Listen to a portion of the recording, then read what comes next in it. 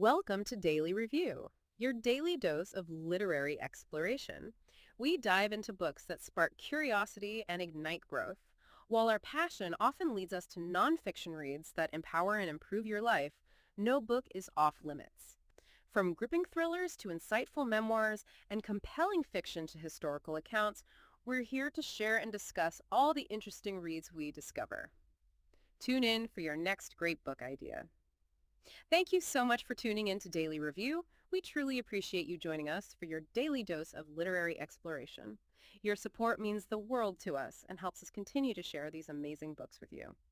If you're enjoying what you hear, please consider taking a moment to subscribe, rate, like, and comment on any of the platforms you're listening from. This really helps support our channel and allows us to get better and bring you even more great content. If today's review sparked your interest and you're ready to dive into a copy of the book, please consider using the link in our description to make your purchase. Not only does it make it easy for you to get your hands on the book, but it also directly supports our channel and the author, allowing us to keep bringing you more great content. Thanks again for being a part of the Daily Review community. So today we're taking a deep dive into the fascinating world of unconventional leadership and really the surprising power of, well, imperfection. Yeah, it's a great topic. Our source material for this comes from excerpts of Kristen Hadeed's really insightful book, Permission to Screw Up: How I Learned to Lead by Doing Almost Everything Wrong. It's quite the title, isn't it? Tells you a lot right off the bat. It really does. And our mission today is basically to pull out the most important nuggets of knowledge, the insights on what it truly takes to build a thriving company culture and, become an impactful leader. But looking at it through this lens of the messy, imperfect reality of the journey, not some polished textbook version. Exactly. We're going to uncover how embracing mistakes, building genuine connections, and maybe surprisingly, setting clear boundaries can actually transform an organization. What's so fascinating here is how Kristen Hadeed's journey just completely flips traditional ideas about leadership on their head. Right. She really shows that, genuine strength and real impact often come not from pretending you're flawless. Which is what so many try to do. Totally. Yeah. But from admitting weaknesses, embracing the chaos, and just learning like crazy from every single misstep. It's a really compelling story of leadership evolving through, repeated imperfection. It really is. It's a powerful testament, I think, to the idea that the path to actually getting good at something is just paved with trials, with screw-ups. Mm-hmm. So let's unpack this, starting with Kristen Hadeed's incredibly unlikely beginning. Just picture this. She's a finance student, University of Florida, big plans. Yeah, the whole Wall Street dream. Wall Street, six-figure salary right out of college. Sounds pretty standard, right? Yeah. A clear path. Yeah, very defined. But her actual entrepreneurial journey, it started completely unexpectedly with something way more relatable and definitely less glamorous. Okay, I'm listening. A pair of $99 designer jeans she just couldn't afford. Jeans, yeah. That's it. That was the spark. It really was that simple, that initial, very human desire.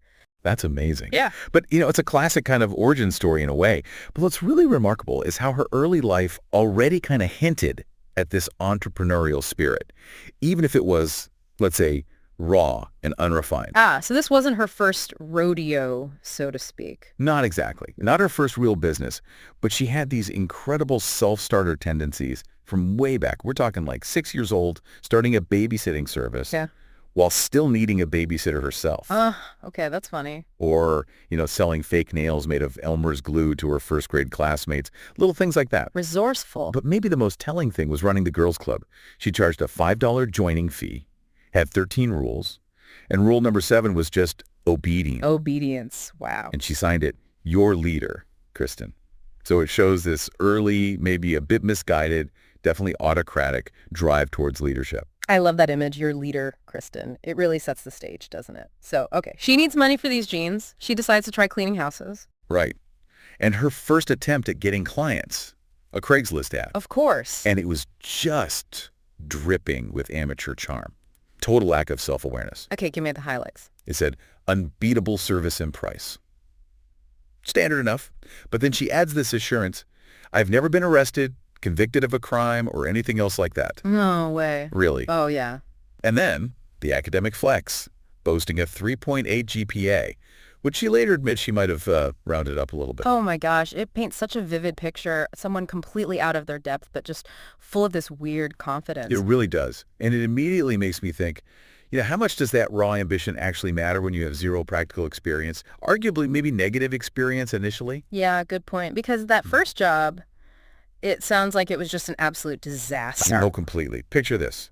Huge house, 4,000 square feet. The AC is broken, so it's sweltering. Two massive dogs, horse size, she calls them, jumping all over. And the supplies, comically bad. Right. Just glass cleaner, one sponge, and get this, her own personal toilet scrubber from home. No, you're kidding. Nope. She admitted she didn't even know what mildew was, let alone how to make those perfect hospital corners on a bed. Wow. So how long did it take? Well, her wildly optimistic estimate was 2 hours. It stretched to 7. 7 grueling hours. It just highlights her complete inexperience and the sheer grit it must have taken to just finish. Man, we've all been there though, haven't we? That feeling of like massively overpromising and then just desperately trying to deliver something, anything, when you start something new. Totally. What really stands out to you about that initial leap, knowing how unprepared she was, just diving in like that? For me, it's the audacity, like you said. It wasn't about having the right tools or the knowledge. It was just the willingness to start, period. Yeah. And this first attempt, as messy as it was, it kind of set a pattern for her whole leadership journey. Bias toward action, even if it's imperfect action. And this incredible ability to learn through the mistakes, not waiting until everything's perfect. Yeah, which never happens anyway. Exactly. It's a powerful lesson right from the start. Courage over competence, almost. Though she definitely needed to build a competence later. Well, amazingly, it turned into more than just a one-time disaster. That first gig became regular. Yeah. And then it just exploded. Word of mouth, that forgotten Craigslist ad kept bringing people in. It really blew up fast. Maybe more about the demand than her initial skill level. That makes sense. And with that rapid, unexpected growth, she quickly had to shift from being the cleaner to being a manager. Right, I had to hire people. Hired her first employee, KC, through a Facebook ad. Just said, fast cash, you pick your hours. Keeping it simple. Very casual, which kind of reflected her, ongoing naivete about running a business and the work itself. It wasn't pretty. Oh, yeah. They discovered the gritty reality, finding weird black gunk, which turned out to be tobacco, like seeping from walls, or a billion fruit flies on what should have been a clean white counter. Just underscored how she was building this thing totally on the fly, learning as she went. Then came what seemed like the big break, the kind of thing every young entrepreneur dreams of. Okay. A property manager, Michael, offered her this massive contract, cleaning hundreds of empty apartments in just 3 weeks. During that crazy summer move-out time. That's huge. Kristen was elated. She had visions of the best summer ever, finally making real money, scaling up. It sounded perfect. Yeah, but if we look at this from a leadership perspective, Yeah. it's a classic case of scaling way too fast without the leadership maturity to match. Ah, okay. How so? Well, her initial approach to managing this huge project was deeply flawed, almost painfully naive. What was she doing? She was literally sitting comfortably in an air-conditioned clubhouse, checking Facebook and texting friends. Oh, no. While 60 newly hired college students, many of them millennials, who people sometimes stereotype as, tough to work with. Right. They were scrubbing hundreds of apartments in 100-degree heat, often with broken AC, no water breaks provided. Oh, that's bad. What was she thinking? Her rationalization was chillingly simple. She just thought they had to have known what they were getting themselves into. Yeah. Just completely detached. It was creating a powder keg. Yikes. That brings up such a critical point, doesn't it? How often do leaders delegate without really getting the ground level reality, the physical toll, the emotional strain of the task? Far too often. The huge blind spot. And in Kristen's case, it led straight to this dramatic reckoning. It really did. This situation just perfectly shows the danger of that disconnected leadership, where you just assume things about your team instead of having real empathy or understanding their actual experience. The principle is so clear. You cannot lead if you're detached from your team's reality. And that leads us right to the explosion, the 45. Kristen's enjoying her Caesar salad, totally oblivious. And suddenly she sees 45 out of her 60 employees, that's 75% of the team, just shuffle through single file into the clubhouse. You can just feel the tension. Oh, yeah. And the moment of confrontation, utterly humiliating for her. One employee, just avoiding eye contact, says flat out, "We quit." Wow. Just like that. Just like that. Kristen describes this rapid spiral: shock, deep humiliation, and then it flipped to just furious defensive anger. Like, how dare they? It was a massive blow to her ego, her identity as a leader. So what does she do? She's got 45 people quitting on the spot. In sheer desperation, she calls an emergency meeting, crams all 60 students into her tiny living room. She said she was terrified, actually shaking. I bet. And then came this truly shocking, totally pivotal admission. She looks at them, completely vulnerable, and says, "It's my first time managing something as big as this, and I'm not really sure what I'm doing. Whoa. Actually, I have no clue what I'm doing, and I'm freaking out." Just raw, unvarnished honesty. That's incredible courage, actually, to admit that in that moment. It really is. It raises this important question for leaders, right? Yeah. Why did that moment of vulnerability, instead of trying to reassert control or make excuses, why did that turn the tide? Yeah. What happened next? The employees' reaction was immediate and totally unexpected. Instead of more anger, they started shouting out these ridiculous, super difficult cleaning tasks for her to do. Like what? Things like scrub an entire kitchen floor with the toothbrush. Seriously? Yes. And Kristen's immediate enthusiastic, "Yes, I'll do it," to every single challenge. No hesitation, that was the key. That act of raw vulnerability, combined with her willingness to humble herself and jump in, it just transformed the whole atmosphere, disarmed the anger, created this weird sense of shared purpose. Wow. So what was the immediate aftermath? Did they still quit? Amazingly, no. The team, instead of walking out for good, left her apartment that night and went right back to work. Unbelievable. And Kristen, true to her word, jumped into the trenches with them, got sweaty, got smelly, was giving out high fives, bottles of water, working 18-hour days right alongside them. Leading from the front, literally. Exactly. The result: not one single person quit after that meeting, and they finished that massive contract early, against all odds. That's incredible. What a turnaround. The lesson was just so profound. Leadership isn't sitting in an air-conditioned clubhouse with your feet propped up. It's about being in it, literally and figuratively, with your team. Yeah. The 45 taught her one of the most important lessons of her life. Not about business strategy, but about human connection. And that moment sparked her obsession with learning how to be a better leader. It really reframes vulnerability, doesn't it? Absolutely. The key insight here, I think, is vulnerability, when it's genuine and backed up by action, isn't weakness. It's the fastest path to trust and collective ownership. When a leader drops that guard, they don't lose authority. They actually gain an empowered, committed team. That's so powerful. It makes you think, doesn't it? For you listening, what's the most significant failure or humbling moment you've experienced that really forced you to rethink your whole approach? For Kristen, the 45 set her on this new path, this path of learning from mistakes that just defines her entire story. Yeah, it's about realizing that those things we see as weaknesses can actually become our greatest strengths if we let ourselves learn from them. Which brings us neatly to another huge learning experience for her, one that really hammered home the value of imperfection and the power of trust. Ah, you must be talking about the infamous $40,000 payroll mistake, right? That sounds like just an absolute nightmare waiting to happen. Enough to sink a young company. It really does. She had recently brought on Lizzie, her first HR intern, who she said was great, always going above and beyond. Yes, and this incident is just such a cornerstone of her philosophy. Kristen decided to delegate payroll to Lizzie. She saw it as a great learning experience for the intern and also, frankly, a way to free up her own time. Makes sense. But payroll is, one of those things you really shouldn't screw up. It demands meticulous accuracy. Yet Kristen just handed over the reins after only a few quick practice runs. A bit risky. Definitely risky. But that decision to trust, even with such high stakes, was becoming part of her evolving leadership style. Still maybe a bit reckless, but core to her approach. And it led to just a colossal error, one that could have completely destroyed her business. Totally. Lizzie accidentally entered the total dollar amounts for paychecks into the total hours column in the software. Oh, wow. So people got paid way too much. Way too much. It resulted in overpaying 27 students by a staggering $40,000.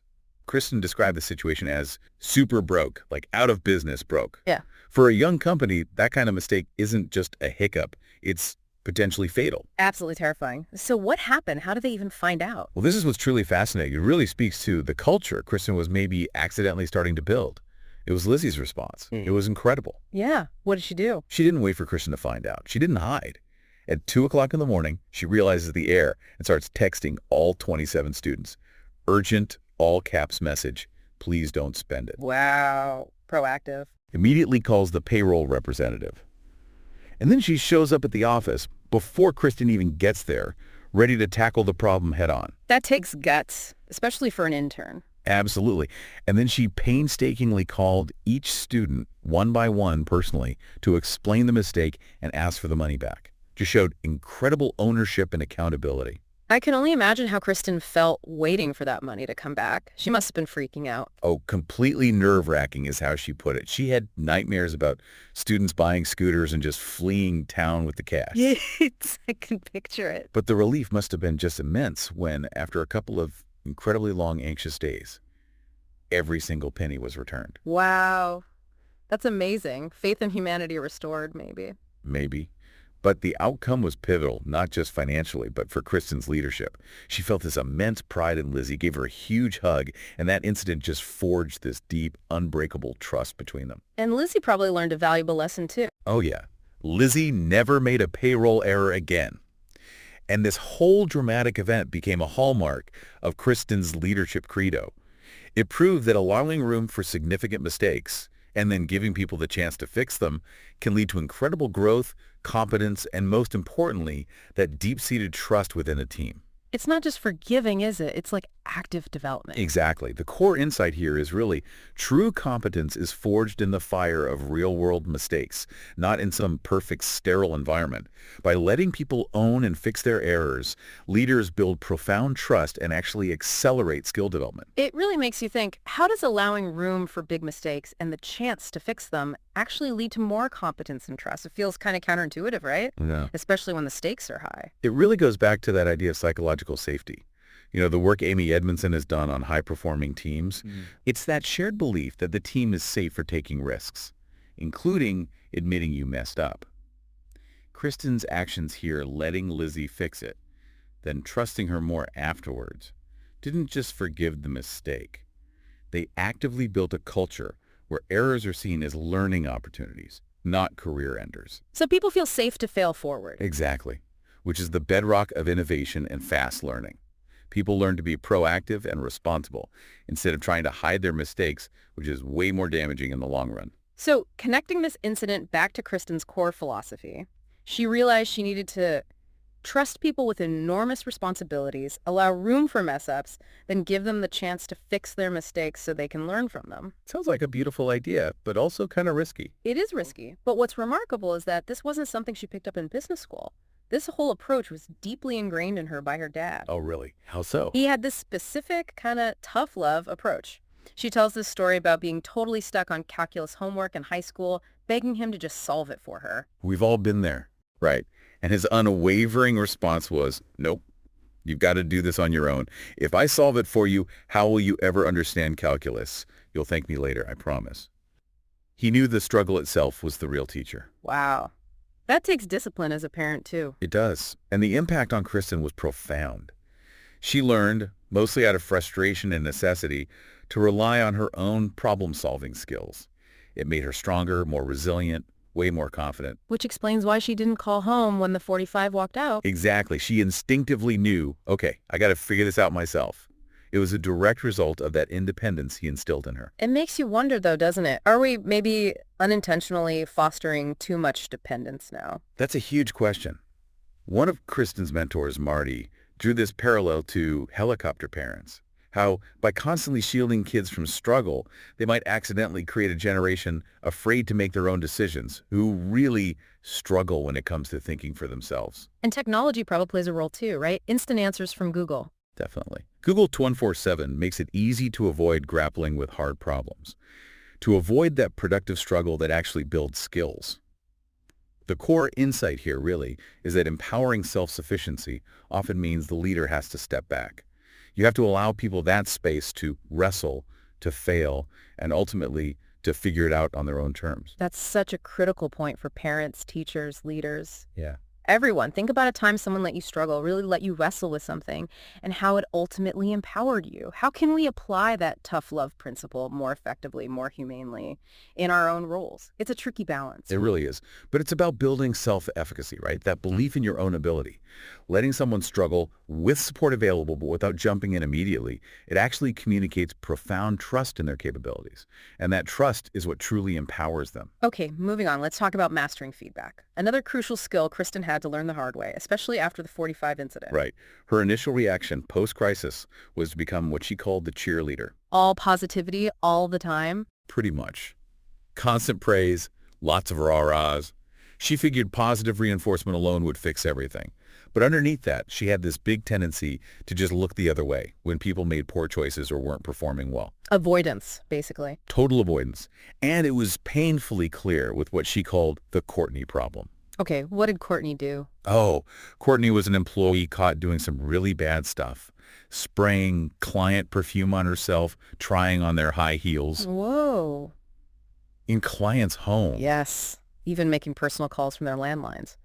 Kristen knew she had to address it, but she felt this intense internal conflict, just paralyzed by the thought of confronting her directly. So what did she do? Her solution. She sent this really vague, nice, least confrontational email. It was supposedly about a car parked outside the office that had "blow me" scrawled on it, trying to somehow indirectly hint at professional behavior. Oh, dear.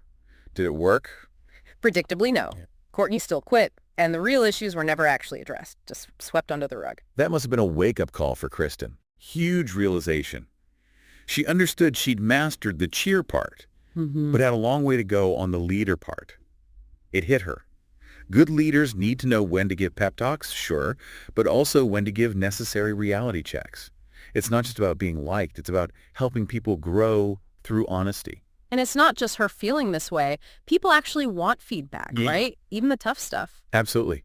The data backs this up significantly. A 2015 Forbes article found almost 90% of millennials said they'd feel more confident if they received frequent or ongoing feedback. Wow, 90%. And a 2014 Harvard Business Review survey showed 72% of all employees thought their careers would benefit from more corrective feedback, not just praise. So there's this universal, often unmet need for honest, direct feedback. People want to know how to improve. Exactly. Clarity is kindness, in a way. It makes you think. Yeah. Think about a time you received feedback that was tough to hear but ultimately helped you grow.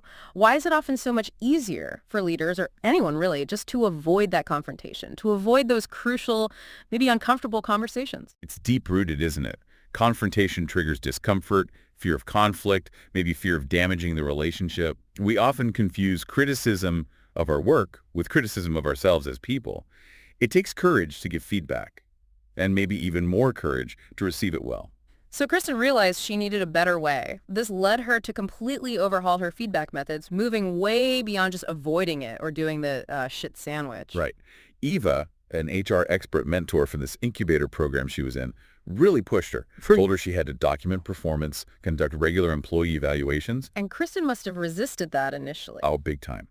Her first reaction was fear. She genuinely thought formal reviews would cause an exodus even greater than the exit of the 45. She thought that would just scare everyone away. So what was her first attempt at structured feedback? Well, she tried the infamous shit sandwich method. You know the one. Oh, yeah. Start nice, slip in the criticism, and nice. Exactly. Like, you're doing great, but you never share the driving responsibility with your partner, but you're still awesome. She admitted it made the conversations easier, yes, but ultimately not as effective. Why not? Because the core message gets totally diluted. The person often doesn't grasp the seriousness of the negative feedback, or they just focus on the praise. The problem doesn't get solved. And the limitations of that sandwich method became pretty clear, leading to more frustration. Yeah, definitely. Students were still actively trying to avoid feedback sessions.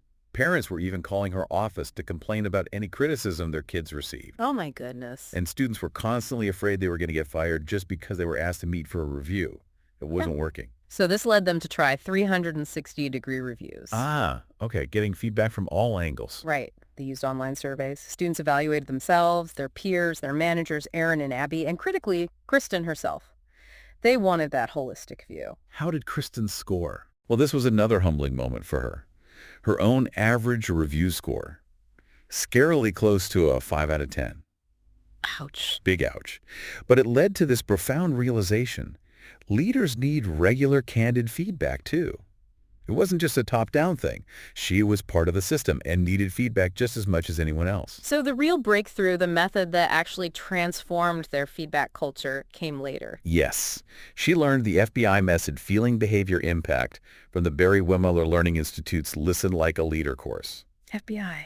Sounds intense, but practical, you said. Incredibly practical and powerful because it focuses on clarity, observable facts, and emotional truth instead of judgment. Let's break it down. Okay. F is for feeling.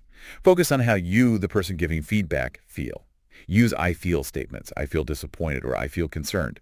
This is crucial because your feelings are your feelings. They're less debatable than judgmental statements like you don't care, which just makes people defensive. Got it. Behavior. Be super specific about what they did. Describe only the observable action, no interpretation. So you were 30 minutes late to the meeting yesterday afternoon. Not you're always disorganized, just the facts. Okay. Impact. Explain the actual impact that behavior had. Connect the dots for them. Like, because you were 30 minutes late, we had to delay the start, and now I'm unsure if I can rely on you for future client meetings. People often don't intend the negative impact, so understanding the consequences helps them change. That makes a lot of sense. Clear cause and effect. Exactly. And it's also a really powerful tool for positive recognition, too. Instead of just saying, good job, you can use FBI to pinpoint exactly what they did well and the positive impact it had. Reinforces the right behaviors. So they fully implemented FBI. Ditched the sandwich and the anonymous surveys. Completely. Yeah. FBI replaced both. They required training on it for every single team member. And amazingly, students started using it outside of work, too. Like, one used it to confront her professor about a grade dispute. Wow, that shows it really works. It really does.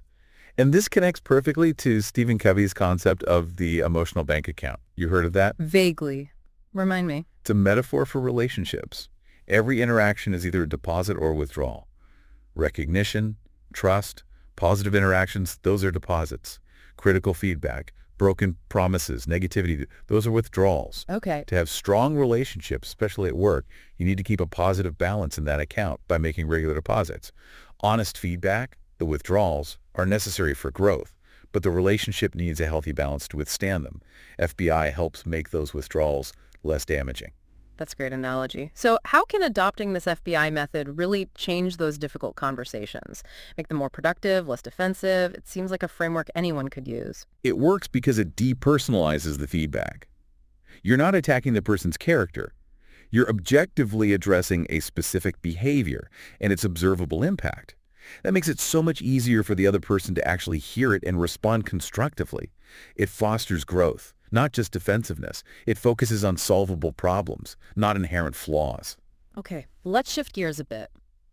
Beyond individual feedback, how did Kristen learn to protect her company's culture, its core values? That's something a lot of growing companies really struggle with. Yeah, it's huge. And she initially struggled massively with hiring.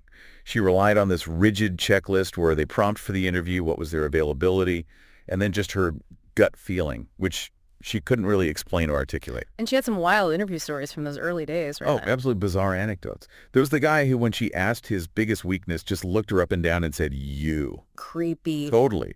Or the applicant who, right in the middle of the interview, just pulled out and ate an entire box of chicken nuggets, then asked for ranch dressing. Laughs. You can't make this stuff up.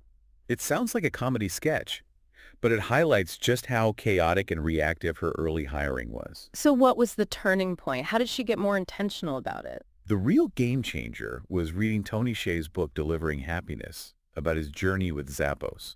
That's where she had this revelation about company culture. What was the revelation? She learned that company culture isn't really about the superficial perks.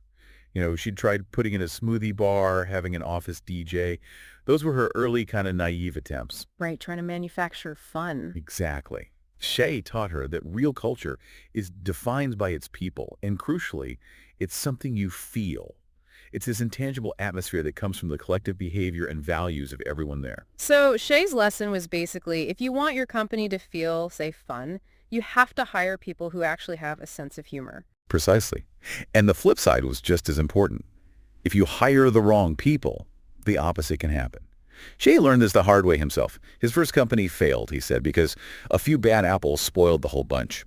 He ended up selling it because the toxic environment created by just a few misaligned hires made him dread going to work. Wow. So Kristen had this revelation. Yeah.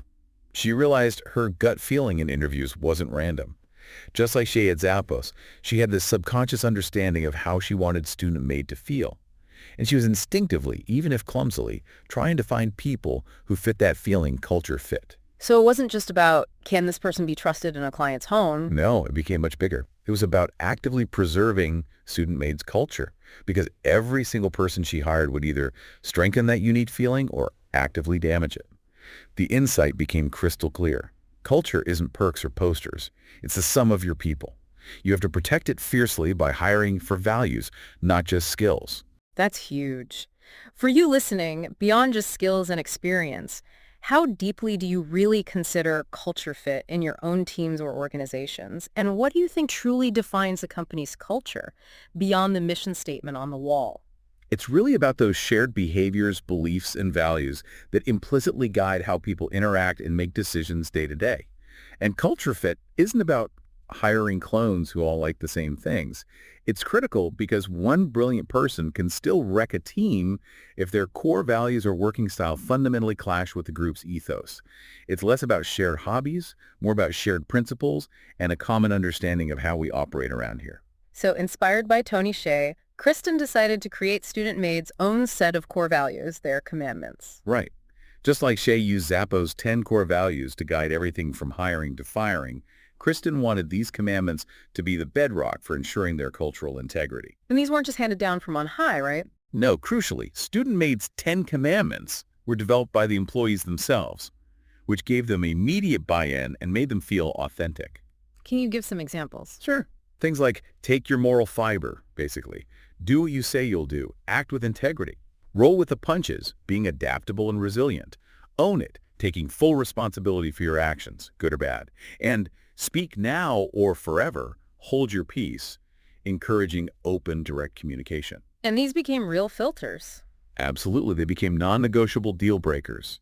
If you couldn't genuinely embody these values, you just weren't a fit for Student Maid, no matter how skilled you were. So the challenge then became, how do you actually interview for these values? It's not always obvious. Exactly. They tried all sorts of things, even planting expensive-looking jewelry in an interview room to test honesty. Seriously. Did that work? Probably not the best approach.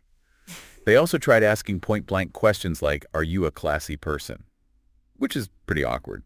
Ultimately, they realized they still had to rely heavily on that gut feeling, but now their intuition was informed by these clearly defined shared values.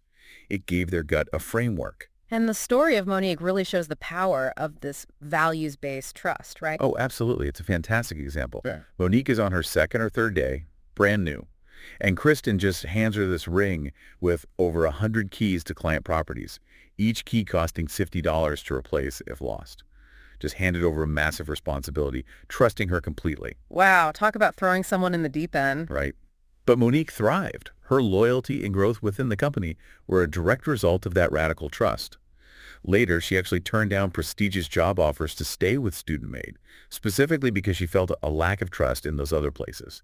And now, as a leader herself, she teaches others at Student Maid to hand over the keys. It embodies the whole principle. That's powerful. The insight is really clear.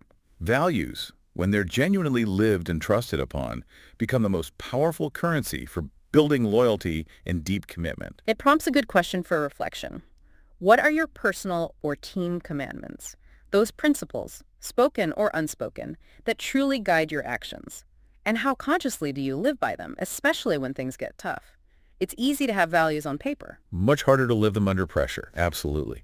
They only matter when they move from the poster to actual daily practice, shaping every decision. They have to be the North Star for the culture. And the cost of compromising those values became brutally clear for Kristen with what she calls the Jennifer incident. Ah, yes, Jennifer. This happened during a period of really rapid growth. They had a client waiting list, and Kristen put immense pressure on Abby to get more team members on board as quickly as possible. Cutting corners. Basically, yeah. In the rush, they started hiring friends of friends without having them go through our standard hiring process. They effectively lowered the gate, let their guard down on the values front. And Jennifer was one of those hires. What happened? Jennifer's actions were just egregious and incredibly corrosive to the culture. She started exaggerating her hours. Then she started actively conning other students into padding their timesheets too. Whoa! And it escalated to outright theft. She forged a client's signature on a blank check left as a tip, stealing $20. Unbelievable. So Kristen fired her on the spot, right? Well, this is where it gets complicated. Kristen hesitated. Her HR mentor, Eva, had warned her about HR nightmares and potential lawsuits. So Kristen's fear of getting sued actually prevented her from acting immediately, even though Morgan, a really trusted, valued employee, had warned her about Jennifer. So inaction driven by fear. That sounds familiar. Exactly. And the consequences were devastating. Jennifer's toxicity was contagious. Her behavior started to spread, causing other students to begin violating the company's core values. Oh. And most painfully, Morgan, that trusted employee who had warned Kristen, completely lost respect for me as a leader. She ended up leaving the company. And Morgan explicitly told Kristen it was because her inaction had turned the values into nothing more than words on our wall. The integrity of everything they supposedly stood for was just undermined. That's gut-wrenching. Losing a great employee because you failed to deal with a toxic one. It's a harsh lesson. And the problem got even worse during their annual move-out season. Student Maid was the go-to company for cleaning huge apartment complexes between tenants. Massive revenue opportunity. But hard to staff up for, I imagine. Extremely. It required hiring hundreds of totally new team members in just a few weeks, which meant they ended up lowering our standards big time. Interviews became, as Kristen put it, a joke. Literally just, does this person have a pulse? Okay, you're hired. Oh dear. Bad apples incoming. An entire orchard of bad apples, she said. People who didn't know or care about their values. And this drove their best, most loyal, year-round team members absolutely miserable. They were burning out, dealing with unprofessional colleagues, feeling resentful. The quick profit was actively poisoning their core culture. So it was a full-blown crisis, threatening the very identity of the company. What did Kristen do? She did something truly radical, showing incredible courage. She proposed to the team that they cut back majorly on move-out season. Turn down the money. Exactly. Intentionally turn down that huge extra influx of cash to prioritize protecting their culture and their core team. It was a massive financially painful decision. But incredibly, the property managers they worked with actually admired us for putting our people before our profits.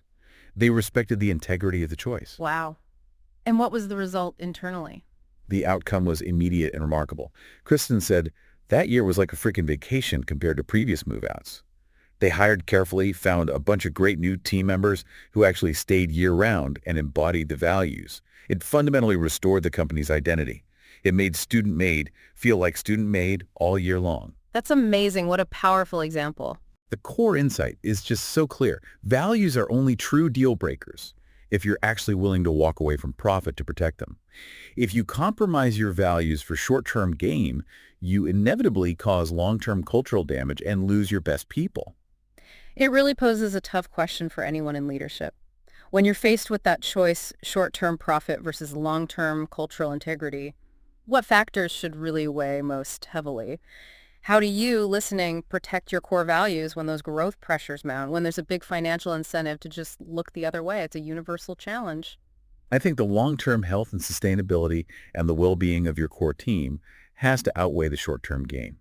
Compromising on values creates this negative spiral, eroding trust, morale, and ultimately it hinders sustainable growth anyway. You have to play the long game, even if it means making tough sacrifices now.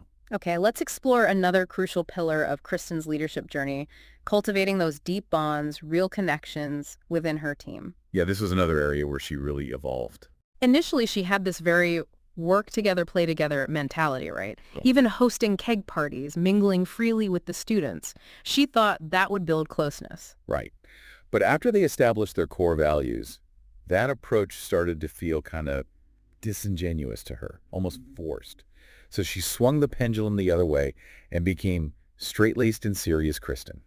And how did that work out? Not well. Paradoxically, she ended up feeling really isolated from the very people she was leading. She lost that connection. So she needed a different model for connection. Exactly. And her mentor group with this guy, Rich, was a huge turning point. In that group, successful business owners regularly shared their deepest fears and challenges, not just wins. Okay. There was one co-founder, Josh, who was known for being tough as nails in business. But in the group, He'd openly discuss his fears, his stress. And Kristen saw how this unexpected vulnerability made the other members admire him more, not less.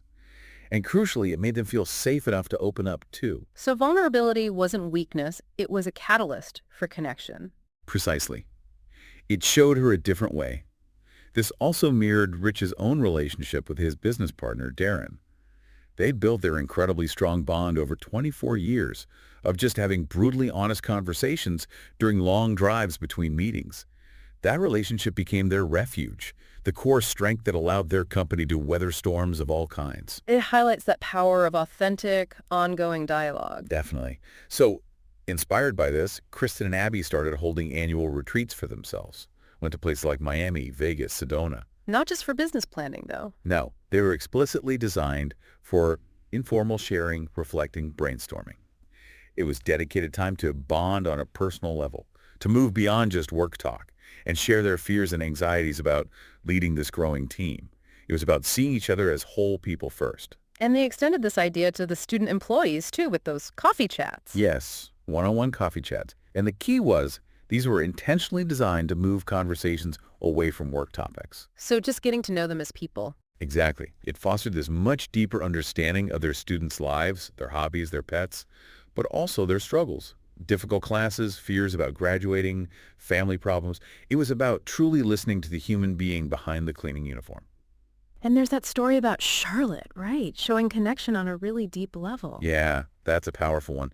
Charlotte, one of her employees, was facing a personal crisis and literally had nowhere else to go. Kristen let her stay at her own home for 3 days. Wow. Crossing that traditional boss-employee boundary. Big time. But as Kristen put it, it showed Charlotte that she cared about her more than I cared about keeping some kind of arbitrary distance. It was this profoundly caring human act that built an unbreakable bond. The insight is really, genuine connection goes beyond just professional niceties. It requires truly engaging with and caring about the whole person, their highs and their lows. It really makes you think, how do you intentionally create space for that kind of genuine connection and vulnerability in your professional relationships? What's the real value of knowing the personal stories behind the people you work with? It creates profound empathy, a real sense of belonging. When you know someone's story, you understand their why, their motivations, their struggles, their strengths on a much deeper level. It allows for way more effective collaboration, more compassion, and ultimately a much more resilient and cohesive team. It turns colleagues into actual teammates. And as Student Maid kept growing, so did Kristen's leadership team. It went from just her and Abby to 10 key people. Right. And with that growth came this even greater need for them all to be totally in sync, to have really strong, trusting relationships among themselves. So they started doing their own retreats? Yep. The leadership team started holding their own annual retreats, rented houses, even went on a cruise once. Fun, but also productive, I imagine. Absolutely. Kristen described these retreats as involving really intimate conversations. They learned all sorts of things about each other, who was a surprisingly good dancer, who was a great cook, who was really good at giving Kristen some good-natured grief. Laughs, building camaraderie. Exactly. They genuinely became better friends and closer teammates. And that closeness, that camaraderie, visibly permeated from inside our office. You could feel the difference it made throughout the whole company. They also started doing monthly workshops focused on self-discovery, using assessments and things. Yeah, things like StrengthsFinder, Myers-Briggs, DISC, various online assessments to help them understand individual strengths, introversion, extroversion, personality types, behavioral patterns. And did that yield practical insights? How did it help them work Yeah, together? hugely. They gained really specific, valuable insights. Some realized they were primarily emotional thinkers, others very logical. Some got energized by being around people, others were drained by it. Some excelled at execution, others naturally resisted change. Understanding these innate differences significantly improved how they collaborated. For instance, they learned to make big brainstorming sessions optional for the introverts on the team, allowing them to contribute ideas in writing beforehand or in smaller groups, ways that suited their energy better. Instead of forcing everyone into the same box, the insight is understanding individual operating styles, rooted in self-discovery, unlocks more effective collaboration and way greater team fulfillment. And then things got really deep, really vulnerable, didn't they? With the story sharing inspired by that Southwest Airlines executive. Oh yeah, Robert Jordan. This story is incredible. He started a crucial leadership meeting by sharing his own profound childhood trauma, His parents had severe mental illness, forcing him to basically become an adult at a very young age. Wow, that's incredibly vulnerable. He shared this deeply personal story to explain why he had a tendency to micromanage, connecting his past experiences directly to his present leadership style. And then he bravely asked his team members to share their own formative childhood experiences. That takes immense courage, and Kristen decided to replicate this. She did. Inspired by Jordan's courage, she started one of their leadership workshops by sharing her own vulnerable story. About her dad's very public job loss when she was 10, the boxes of legal files stacked in her bedroom, how she started obsessively cleaning as a way to cope with her mom's stress during that time. Sharing her own why. Exactly. And that act of vulnerability, coming from the leader, immediately made it safe for everyone else to share their own deeply personal stories too. It just set a whole new standard for authentic connection on the team. And even her mom, Bob, shared something surprising. Yes. Her mom, Maureen, everyone called her Bob, shared this incredible story, how growing up poor, seeing her own dad get cheated by a restaurant owner, and then her, as a young girl, successfully marching back in and getting a refund. How that single event shaped her lifelong passion for fighting for other people's financial rights, for spotting injustice. Wow. Connecting the dots back that far. Kristen said in that moment, she realized how this deeply informed her mom's actions even today, like her obsession with finding gas coupons. It wasn't just being frugal. It came from this deep-seated sense of justice. That must have changed their relationship. Profoundly. Kristen said she never argued with her about money again, saw her mom as a completely different person, and she learned so much about her whole team. Others shared stories about growing up in military families, the pressures of being the oldest sibling, moving constantly, all shaping who they were as leaders. This shared vulnerability just transformed their working relationships. From transactional to deeply empathetic, the insight is powerful. Shared personal narratives foster profound empathy and understanding, creating the psychological foundation for more effective, compassionate, and resilient teamwork. It really makes you think, how did those shared personal stories build that deeper empathy? How does it lead to better collaboration? It's about seeing beyond the role, isn't it? It creates that sense of shared humanity. When you understand the why behind someone's behavior, their quirks, their strengths, even their triggers, you approach them with more empathy, more patience, more willingness to adapt. It builds stronger, more resilient teams that can navigate conflict and challenges with much greater understanding. And beyond these big moments, Student Maid also made connection part of their daily routine. Yeah, they made a very conscious, intentional shift. They started literally paying students for 15 minutes before and after their cleaning shifts, specifically for relationship building, just time to chat, connect. That's interesting, paying for connection time. And they also required everyone to come inside the office for check-ins rather than just meeting quickly in the parking lot. Little changes, but significant. Why was that face-to-face time so important? It reinforces that lesson Kristen learned from Barry Wemmeler. Only about 10% of communication is the actual words we use. A massive 90% is body language, tone, nonverbal cues. Text and email, while efficient for simple things, are actually terrible ways to communicate about anything that matters, because they strip away almost all of that crucial 90%. In-person communication gives you 100% of the message, the emotion, the intent, the nuance. And Kristen modeled this herself. She did. She made a point of working from the common area in the office, seizing every opportunity to look our students in the eye, to be vulnerable with them, to empathize, to ask them about their happy times and their sad times. Even just a 30-second exchange, she found, could be incredibly impactful, create that ripple effect of connection. And there's that incredibly moving story about Megan, the cleaner, and her client, Mrs. Byron. Oh, that story is just, wow. It illustrates the ultimate power of this approach. Megan, a student maid cleaner, had built such a strong relationship with her elderly client, Mrs. Byron, that Ms. McGyron, while in hospice care, invited Megan to be with her in her last moments. That's unbelievable. A client asking her cleaner. It truly illustrates the power of creating relationships. When you foster an environment where it's okay for people to bring feelings to work, it goes so far beyond just a service transaction. It's about building a genuine community, not just a workforce. The insight is fundamental. True organizational strength is built on a foundation of intentional human connection, recognizing that people bring their whole selves, feelings, and all to work. It really challenges us, doesn't it? How can you, listening, build deeper, more intentional connections in your daily interactions? Move beyond just the transactional stuff to truly see the people you work with, even when things are crazy busy. It takes conscious effort. It really does. But it starts simple. Genuine curiosity, active listening, showing you value the person, not just what they produce.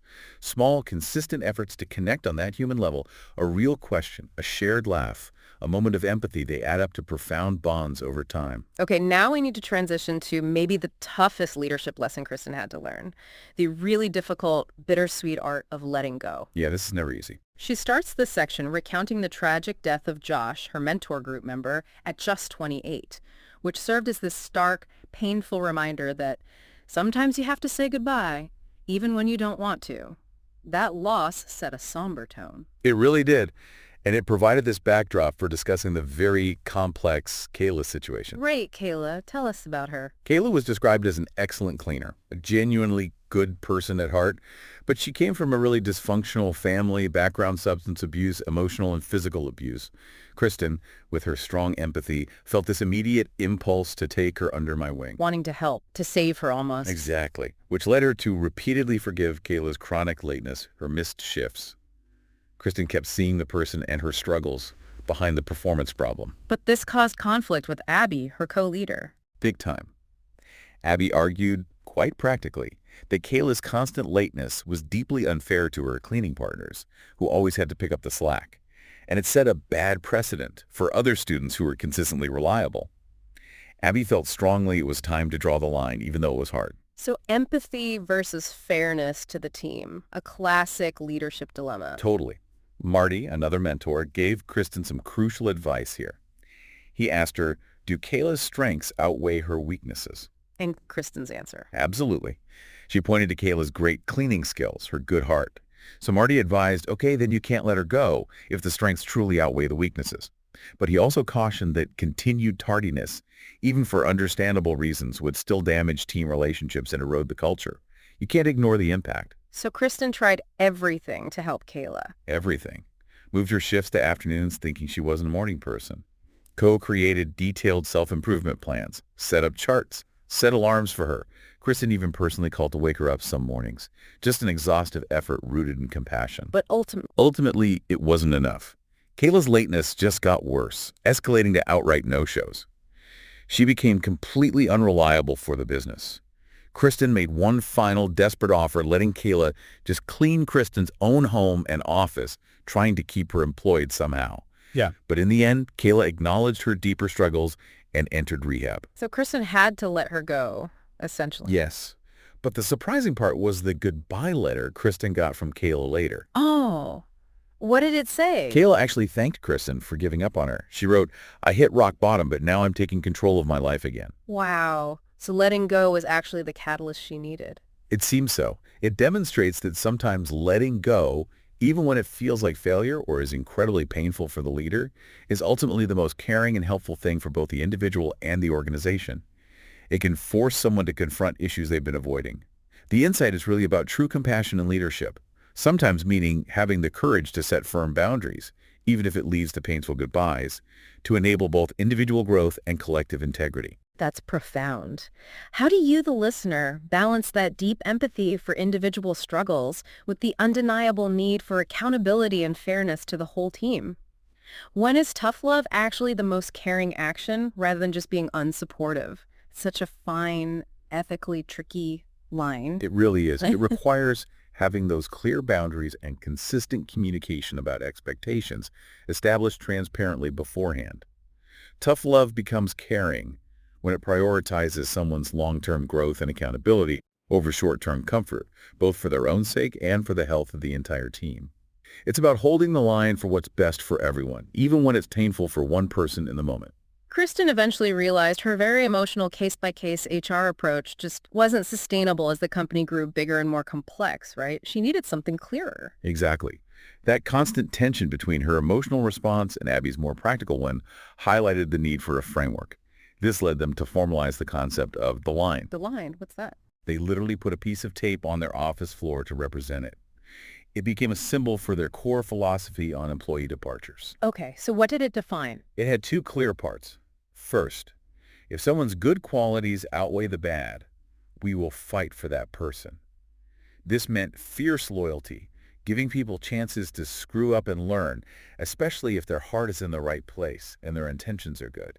It captured their commitment to developing people. Okay, that's the compassion part. What's the other side? The crucial second part was, but if someone doesn't care about improving, or if they don't overcome a weakness after we both commit to an improvement plan, then they have to go.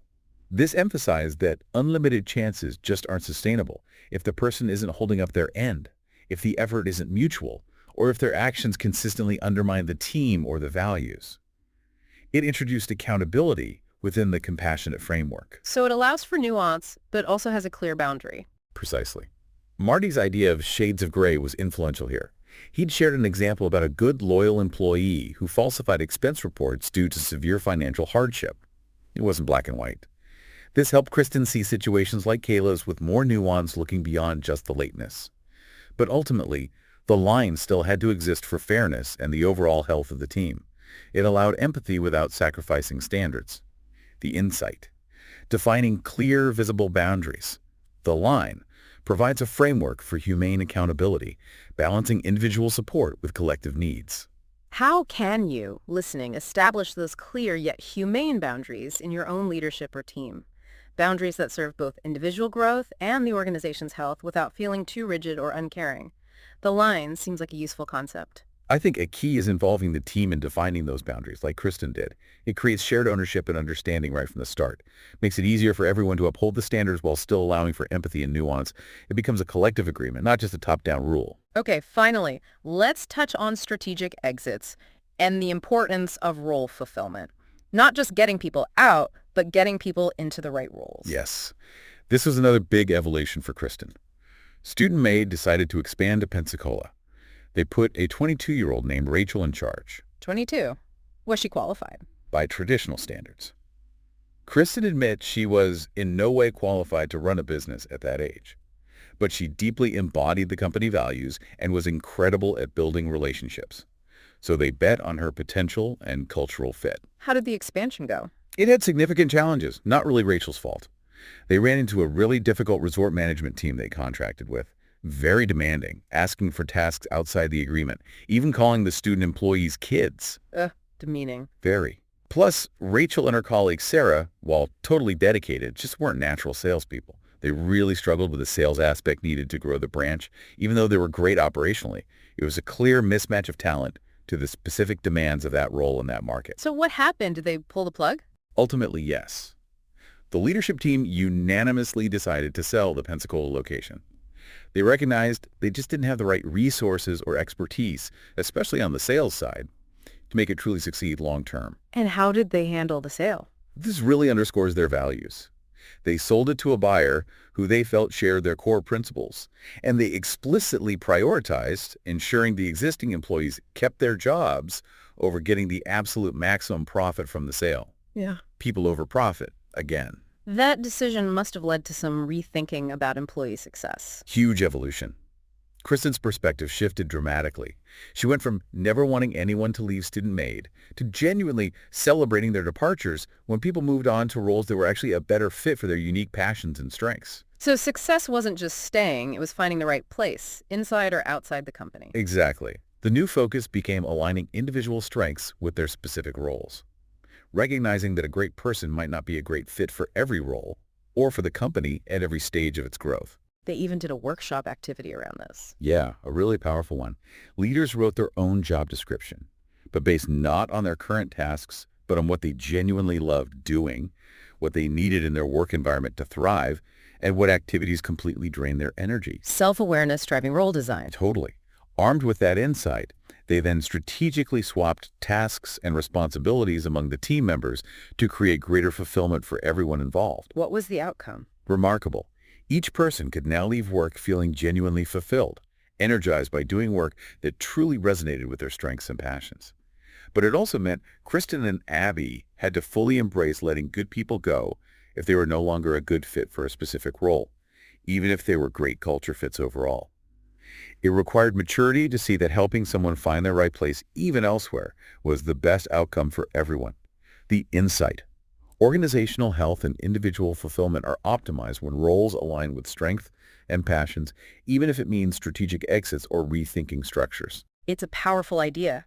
How might you, the listener, redesign your own role or encourage your team to restructure tasks to align better with individual strengths and passions, leading to greater fulfillment and maybe even better results? It's a great concept for any team. It requires that honest self-assessment first, then really transparent communication within the team, and definitely a willingness to be flexible with traditional job titles and descriptions. Yeah. But when people are doing work that genuinely energizes them, productivity, creativity, morale, it all naturally goes up. It benefits everyone. And finally, we arrive at the culmination of Kristen's journey in the book, Coming Clean. Her story as an imperfect leader and the incredible power she found in just embracing that truth. Yeah, this is the core message, really. For years, Kristen had this very carefully curated public image, right?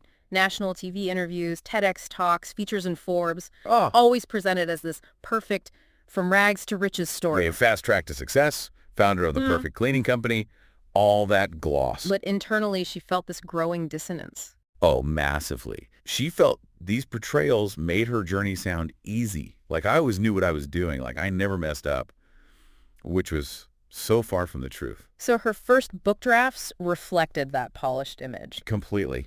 She admitted her initial drafts were all sunshine and rainbows.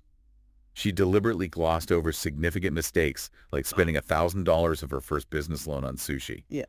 Or this frustrating trademark fiasco that almost derailed the whole company early on. She was basically projecting an image she knew wasn't the full story. What changed? What made her decide to tell the real story? The turning point was this piece of profound advice from an author friend. You know you're writing the right book if it's really hard to write. Wow. Kristen realized her reluctance, her deep internal struggle to write about the screw-ups, the failures, the embarrassing moments. That was the sign she was writing the wrong book. The truth, the messy truth, was the hardest story to tell, but the only one that really mattered. So she scrapped it all. Courageously, yes. She decided to throw away everything I had written and start over completely from scratch. It was incredibly difficult, she said, to be that vulnerable, to openly admit all those past errors, even the seemingly silly stuff like doing keg stands at parties with her employees back in the day. But she felt it was necessary. Absolutely. She realized it was only when I did that I was absolutely certain I was writing the right book. The authenticity of her story depended on revealing the whole, imperfect, messy truth.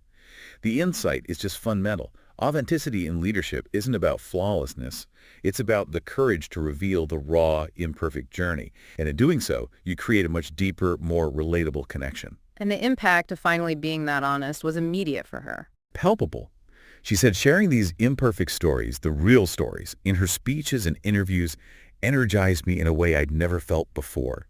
It was profoundly liberating to finally be authentic, transparent about the struggles, instead of trying to maintain an impossible facade of perfection. In this world we live in, so saturated with highlight reels and perfect-looking social media lives, what is the true power, the real impact of sharing your genuine, imperfect journey? Sharing the behind-the-scenes struggles. It feels almost radical today. I think it's the power of relatability. And permission. When other people see your struggles, your missteps, your honesty about it all, it validates their own challenges. It fosters this incredibly deep connection, this feeling of, okay, I'm not alone, or maybe I can do this too, even if I mess up. It just humanizes leadership completely. Kristen reflected on that polished image she used to project, saying, when I talked only about what I got right, I wasn't doing myself or anybody else any favors. She realized she didn't want to be this unattainable ideal that just discouraged people from even trying because they felt they could never measure up. Her initial fear was that showing her struggles would actually uninspire people, right? That it would make her look weak or incompetent. Exactly. But the reality, as she learned so profoundly, is that leadership is really, really hard. And I've learned that if it's not hard, chances are you're not doing it right. Real growth, real impact, almost always comes from grappling with that difficulty, with adversity. And she carries that honesty through to Student Maid today. No pretense of perfection now. None. She openly admits sometimes we're both kind of a mess. Even jokes about her permanently tired eyes. Those dark circles under my eyes, they're pretty much permanent. But, she says, they will never shy away from admitting that, because getting it wrong is what helps us get it right. It's an ongoing, messy learning process. And she circles back to that defining moment when the 45 walked out. The shock, the humiliation, the fear. But the absolute key, the turning point, was her raw, unvarnished admission. It's my first time. I'm not really sure what I'm doing. Actually, I have no clue what I'm doing, and I'm shrieking out. Admitting that uncertainty, that vulnerability, she says, was all they needed me to do to reconnect with her team and turn everything around. So her ultimate message is really simple, but so powerful. Crystal clear. Yeah. Behind every leader is a perfectly imperfect story. And her invitation, her challenge to you, the listener, is just as compelling. So share yours. And when you do, you will give the people around you permission to screw up too. It's this profound call for authentic leadership that doesn't hide its flaws, but actually leverages them for growth, connection, and inspiring others. Wow, what an incredible deep dive into Kristen Hadeed's journey. We've really unpacked her remarkable evolution, haven't we? From accidentally starting a cleaning business over $99 jeans, Right, to facing down that mass employee walkout that nearly killed her company. navigating that insane $40,000 payroll error, making those really tough calls about scaling and values, all while learning step by step how to be a truly effective and maybe most importantly, truly authentic leader. We've really seen how embracing imperfection, fostering deep human connection through radical vulnerability, putting in place intentional feedback systems like FBI, and holding absolutely firm to core values, even when it means walking away from big money, can create a team that is loyal, empowered, and genuinely thriving. Her story just vividly shows that the biggest, most lasting lessons often come straight out of the biggest messes. Yeah, Kristen's story is such a powerful reminder that leadership isn't about projecting some flawless, untouchable image. It's really about the courage to be honest about the struggle, the grit to learn from every single mistake, and the generosity to empower everyone around you to do the exact same thing. So as you reflect on everything we've discussed today, here's a final thought to maybe mull over. Consider one significant screw-up or moment of profound vulnerability in your own journey, professional or personal, that ultimately led to some truly transformative growth for you. What did that experience teach you about yourself, about others? And perhaps more importantly, what might it teach others if you chose to share that perfectly imperfect story with authenticity?